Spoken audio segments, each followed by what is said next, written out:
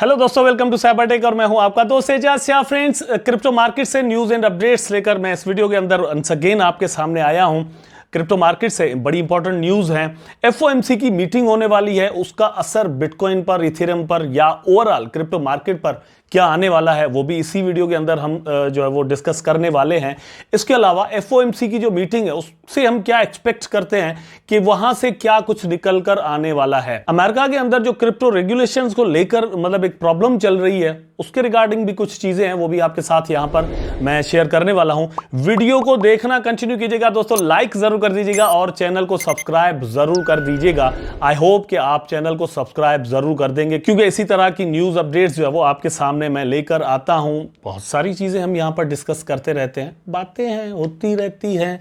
चलते हैं अपने टॉपिक पर। सबसे पहले तो यह है कि मैं चार्ट आपको बीटीसी का यहां पर दिखा देता हूं, थोड़ा एनालाइज करने की कोशिश करते हैं कि क्या यहां पर पॉसिबिलिटी मौजूद है।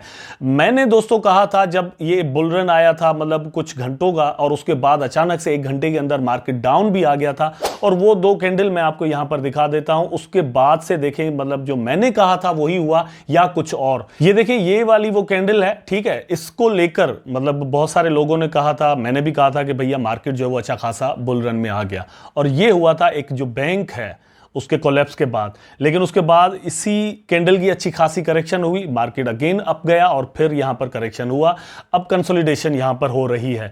क्या एक्सपेक्ट कर सकते हैं, मार्केट इसी मतलब मूवमेंट के अंदर चलने वाला है या फिर डाउन आएगा? मेरा अपना जो मतलब एक ख्याल है, मेरा अपना जो ओपिनियन है वो यही है कि मार्केट जो है वो 25 to 26,000 डॉलर तक जो है वो आने वाला है। मतलब वंस अगेन थोड़ा पंप करे, वापस आ जाए, या फिर यहीं से डाउन आ जाए।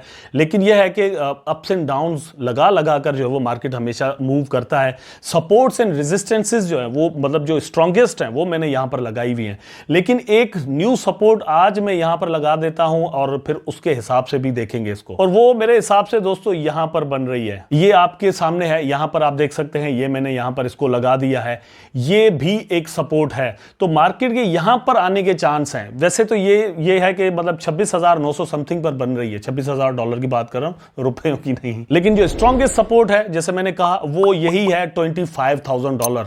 इससे भी थोड़ा डाउन आ सकता है। मतलब मैं इसको जो रखता हूं, एक मतलब रेंज रखता हूं, वो है 24 to 26,000 डॉलर। ठीक, यहां तक जो है वो मार्केट को नीचे आना चाहिए एक तरह से। उसके बाद जो है वो एक अगेन पंप आ सकता है। ये मतलब मैं टेक्निकली चीजें आपको बता रहा हूं। अच्छा, अब फंडामेंटली चीजों को थोड़ा देखने की कोशिश करते हैं। यहां पर कॉइनबेस ने नई अनाउंसमेंट की है। अनाउंसमेंट इनकी क्या आई है, यहां पर आप देख सकते हैं, Coinbase launches international crypto exchange. अब ये इसका मतलब क्या हुआ? इससे पहले कॉइनबेस जो है वो इंटरनेशनल नहीं था। नो दोस्तों, कॉइनबेस जो है वो फोकस करता था अमेरिका को, अमेरिकन लॉज को, अमेरिका के हिसाब से चलता था, वहां पर ही जो है वो यहां पर मतलब ये काम करता था। इन्होंने रिसेंटली अनाउंसमेंट की थी, कहा था पहले तो ये इनके जो सीईओ हैं उन्होंने कहा था कि भैया हमें शायद अमेरिका छोड़ना पड़े और कहीं और हम माइग्रेट करें, और उसके बाद इन्होंने मतलब यूएई के अंदर अप्लाई भी किया था, वहां पर लाइसेंस हासिल करने की कोशिश भी की थी, और क्रिप्टो फ्रेंडली कंट्रीज और भी कुछ ऐसे हैं लाइक हांगकांग। तो ये इस तरह मतलब अपना काम बढ़ाने की कोशिश करना चाह रहे थे। लेकिन अभी इन्होंने कहा है कि हम मतलब अपना काम इंटरनेशनली करने की कोशिश करेंगे। अब यहां से एग्जांपल मिलता है, हम देख सकते हैं बाइनेंस को, मतलब बाइनेंस यूएस का सेक्शन अलग है, बाइनेंस एशिया का या पाकिस्तान का, इंडिया का सेक्शन इन्होंने अलग बनाया हुआ है। तो शायद अब कॉइनबेस भी उसी फुटस्टेप्स पर चलकर अपना बिजनेस जो है वो बनाने की, बढ़ाने की कोशिश कर सकता है। इसका सिंपल सा एक जो है वो नतीजा निकलता है कि अगर यूएस के अंदर इसको मतलब रेगुलेशंस फेस करनी पड़ती है, हर्डल्स अगर इनके सामने आते हैं, दुश्वारियां आती हैं, परेशानियां आती हैं, तो ये मतलब कम से कम अपना काम जो है वो जारी रख सकेंगे। मेरा ख्याल है कि ये एक अच्छा इनिशिएटिव है जो कि इन्होंने लिया है।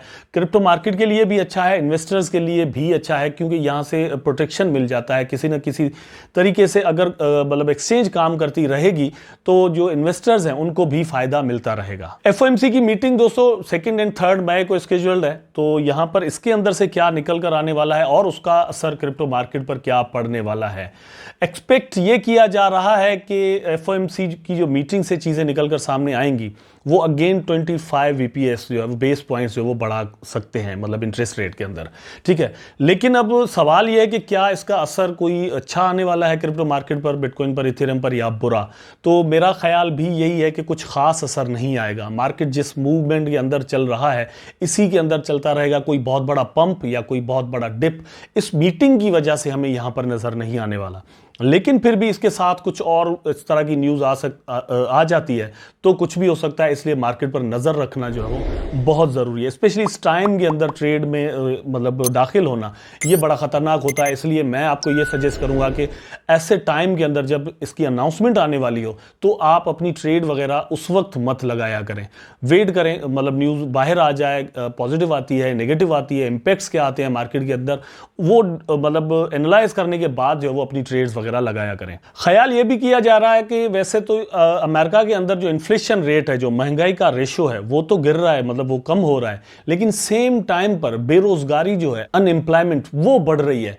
तो अब इस चीज को मतलब एक मिला जुला रुझान ही हम कह सकते हैं। और अमेरिका आगे आने वाले वक्त में इन सारी चीजों को किस तरह से फेस करता है उस पर डिपेंड करेगा कि ओवरऑल जो फाइनेंशियल जो सिस्टम चल रहा है पूरी दुनिया के अंदर, उस पर इसका असर क्या आने वाला है।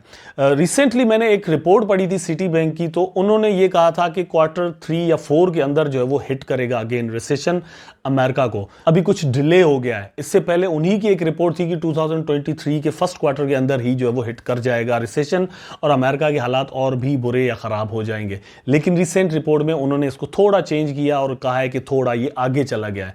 तो ये देखते हैं कि अगर आगे जाकर ये हिट करता है तो उसके असरात क्या आते हैं। अल्टीमेटली अगर रिसेशन हिट करता है और अपने पूरे स्ट्रांगली दोस्तों हिट करता है तो उसके बुरे असरात ही आएंगे।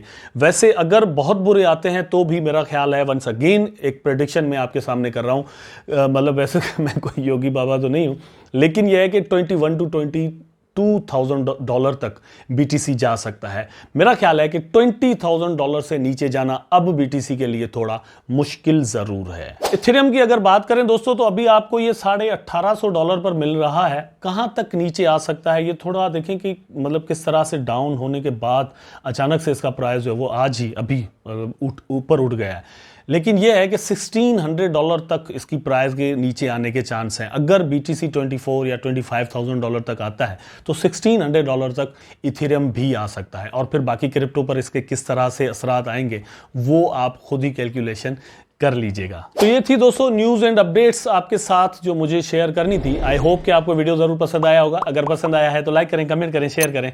चैनल को सब्सक्राइब करके बेल आइकन जरूर दबा दें ताकि मैं और आप आपस में जुड़े रहें। टेक केयर, अल्लाह हाफिज।